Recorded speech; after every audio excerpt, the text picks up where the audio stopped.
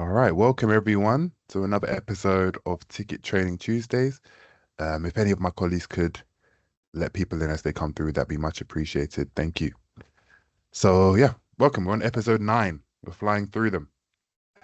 So today we're talking about templates. Just in case if it's your first time here, you're not sure what's going on, this is indeed Ticket Training Tuesday. It happens every Tuesday, and we just try to make it as informative to our customers as possible. So our agenda for today, please forgive me, forgot to update the number 4, but it's a very similar um, layout to my previous episode on knowledge and deflection, which is why it's here. So yeah, once again, we're going to give the welcome, housekeeping, show you where all the links are. There was an episode on this in season 1, which covered the basics of templates, and we'll give a recap of that so you know what to expect and what you should go to that episode for if you're looking for any more information. We're looking at new template features, not new knowledge and deflection features, template features. And then we'll have a demo to dive into them a bit more, and questions are welcome at the end. Alrighty, so let's move on to our second point. All right, so hello. My name is James. I'm part of the customer success team here. I'm all about the big wins, the small victories, no discrimination here. I just love to help out in any way that I can, whether that be big or small. All right, so the housekeeping. I actually have some links for you all, which includes the link to the season 1 episode on templates as well. So I'll chuck that in the chat. All right. Sweet. Okay, so interaction, as we mentioned before, there will be a section at the end where you can ask any questions. But if you have any that pop into your mind throughout, feel free to raise your hand virtually or physically if you have your camera on. There's a schedule that shows the recordings of each episode as well on the KB article for Ticket Training Tuesdays. So feel free to check that out. Feedback is very welcome. You can submit that to us via email or via our brand new help portal at help.sison.com. And there's also some other useful tools. Once again, the knowledge base and the community where you can get answers to how do I do this and how would this look? And a bunch of our experts and other customers can help you to get answers to that as well. Once again, all those links are in the chat. All right, so our season 1 episode recap. The first episode was all about what is a template, and it broke it down into 2 sections. The predefined properties that you can set it up with, and also to create a form, and it broke that down very nicely. There was 3 other points that were touched on as well. Some use cases for it. When would you use templates and what software you can integrate it with as well. So if you're interested in that, feel free to check out that episode. Applying templates to tickets as well. How and when can you do it? Is it after the creation? Is it after the tickets created? Is it before? Is it during? That's covered there as well. Custom forms. What is that process of creating a customized form for yourself? That's covered in that episode as well. So we won't dive into these too much in this episode. Feel free to check out the first one for them. Okay, so the new template features. So the last episode was last July. And there's been a fair few releases since then, which have introduced some really nice new features. One of which is the ability to restrict your template to be viewed by agents only in the Tikit virtual agent, which is a very nice addition. You'll see now there is a created by column when you go to settings, templates, very useful too. And there's also a new out of the box um, custom form template called default requester create ticket. And there's an asterisk next to that because in the adaptive card enhancements episode, part two of it, Justin did a really nice job of delving into that custom form and how you can play around with it and make the most out of it as well. You may be seeing we use tissues a lot. It's very high pollen around me, so I think so please forgive me for that. And also touch on descriptions. I'm sure you can see the old and new screenshots there very well, but a big difference there is the addition of descriptions as its own column in that list view. And I put an asterisk because it's not particularly a new feature. You could add descriptions before, but now that it's been promoted to the list view, that it's not hidden, you might be wondering why is that the case? What's so useful about it? And we'll touch on that in our demo. And then finally, you can now get a link to your template. And in our demo, I'll show you how that can be made use of as well. All right, so it's time for that demo. Let me stop this share. And then I will share my desktop. The right one. Yep. Okay, please do let me know if you can see that. Thumbs up would be great. Should be seeing the web portal here. Perfect. Much appreciated, Jake. Thank you. All right. So our demo. First, we'll touch on the description side of things. So we've gone to settings, templates, and now you'll see here that new column that we were talking about, description. You might be wondering, how do you add that? How do you edit that? Well, to add it upon creation, you go new template, your description will be found here. And if you want to edit it on an existing template, right hand side, and you can edit the description there as well. But what's so useful about it? You may have seen it a few times and your list here may be blank in that description section. So how can you make use of it? Well, firstly, for admins, especially if you have multiple admins in your organization and many different templates, it can be a struggle to know which template is looking after what, especially if you have some similar ones. So by adding a description to each template, you don't have to click into it and maybe view the custom form to get a better idea. You can have that for you in the list, so it saves the time of your admins. And the second point, for agents, how can the description be useful to them? Well, if you go to a ticket, for example, let's say I have this ticket here and I want to apply a template to it. Let's imagine that there was no template applied here. So we'll go apply template at the top of the page.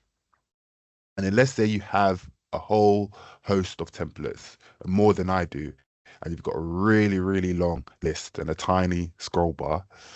It can be a challenge to get through all of them.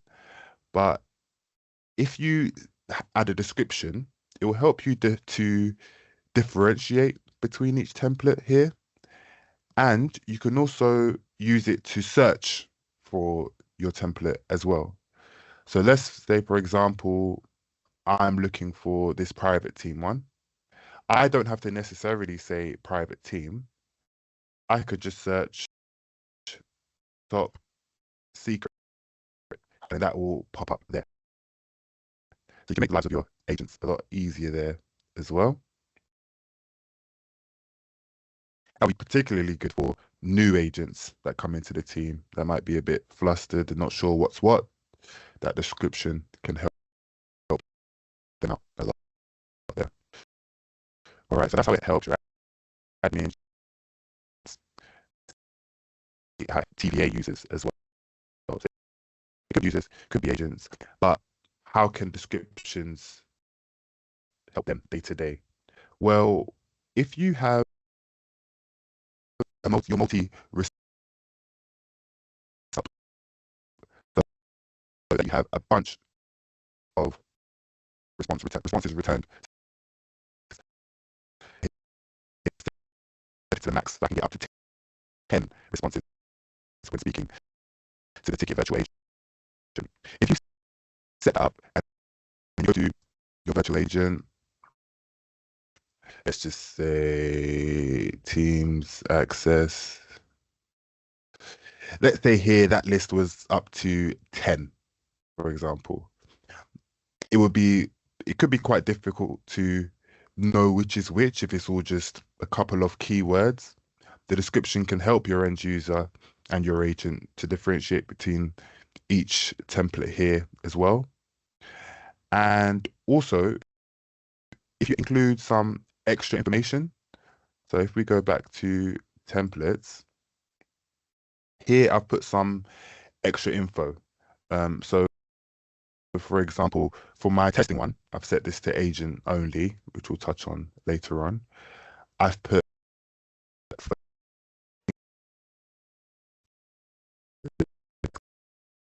disclaimer. If there's something like here for performance, I've added a description. This is for desktops only. For other devices, you could say, see your onboarding email, see this member of staff. You could include instructions in the description as well. And that can really help to keep your titles nice and short.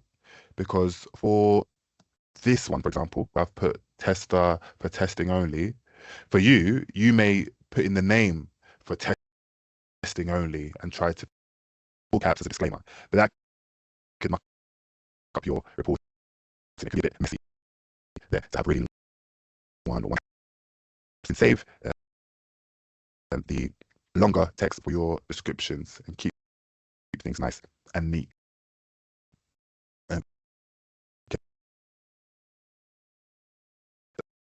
That's the description side of things. So we'll go into template link. Now, we touched on this quite briefly in the knowledge and deflection episode because they were both added at the same time. And you can get a link to the knowledge article. I'll show you what I mean by that. You can link to an article. You can also get a link to a template. Now,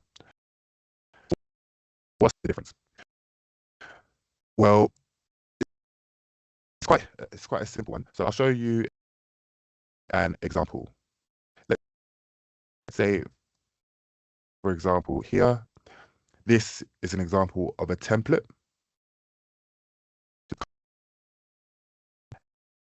And if I go back to my knowledge, your knowledge article may not have a form in particular. Here, my response is just a list, a list of information. It could just be a one-word answer.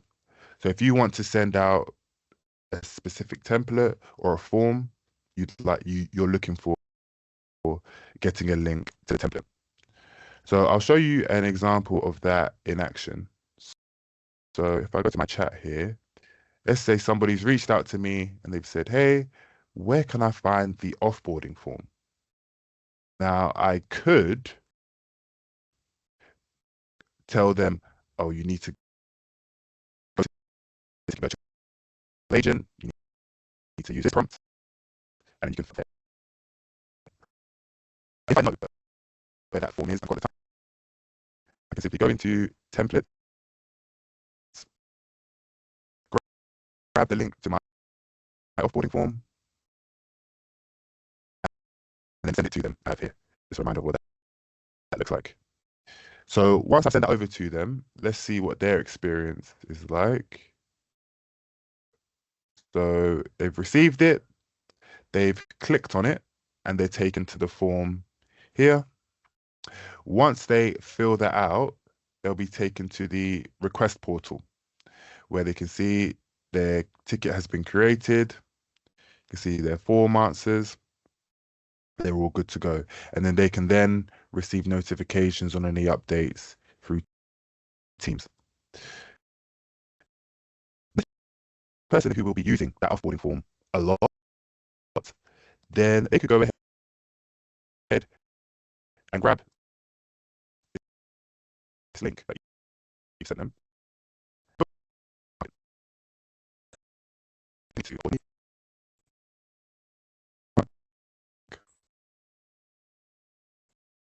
Form right there. They don't have to go to Teams if they want to. They don't have to ask around. It's right there. They can just stay in their browser if that's how they prefer to work. But once again, a reminder that this is only available to internal users here, because you can see in this link, if this is sent to an external user, they're not in the tenant, so it won't work for them.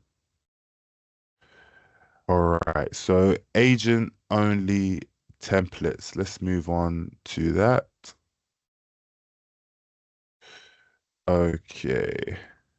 So once again, we did touch on this in the knowledge and deflection episode, but there's a few points that need to be clarified. So agent, what is meant by agent only here? Well, this includes all types of agents. I'll show you what I mean. So it includes your admins, your super agents, and your knowledge agents as well. All of them are included, just to clarify that.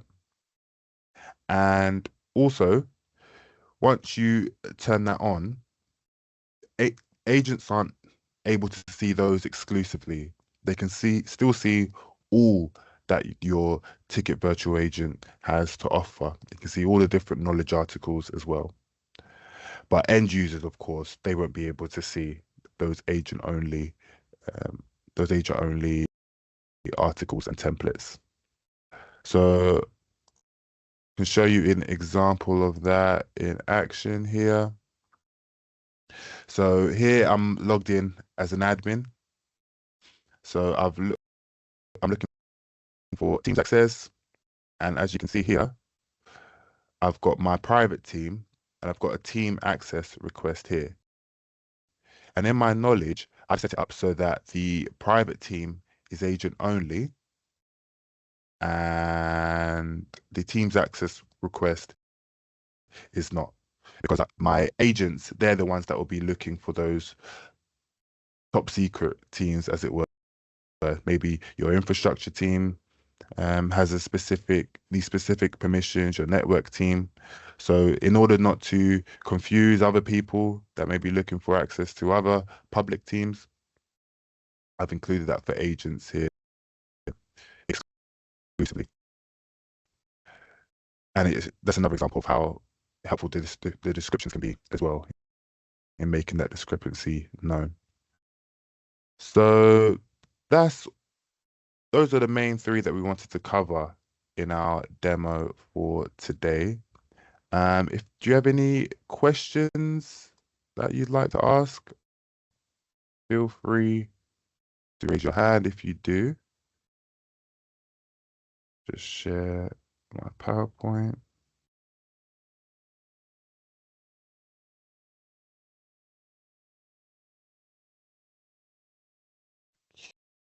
Okay. No worries. If not, I'll just get our PowerPoint up when it loads.